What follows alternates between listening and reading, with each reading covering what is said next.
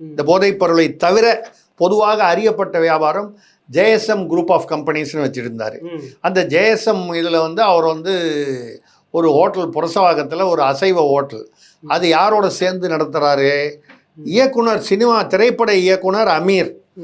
சமீப காலமாக திடீர்னு திமுக இந்த ஆட்சிக்கு வந்ததுக்கப்புறம் ஒரேடியாக மத்திய அரசை எதிர்த்தும் திராவிட சித்தாந்தமாகவே வந்து தத்துவமாகவே வந்து பேசி தள்ளிக்கிட்டு இருக்காரு அமீர். திமுகவில் சேர்ந்து அவருக்கு கூட நீங்கள் ஒரு பதவி கொடுக்கலாம், அதை பற்றி நான் சொல்லலை. நிறைய கேள்விகள் பதில் சொல்லப்படாமல் இருக்கின்றன. இதுவரைக்கும் முதல்வர் வாயை திறந்து அல்லது உதயநிதி அவர்கள் வாயை திறந்து இந்த விஷயத்தில் பேசலை.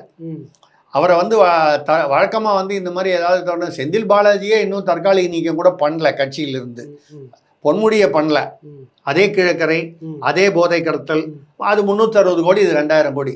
கீழக்கரையில் என்ன பண்ணாங்க? தற்காலிகமாக தான் அவரை கட்சியை விட்டு நீக்கினாங்க.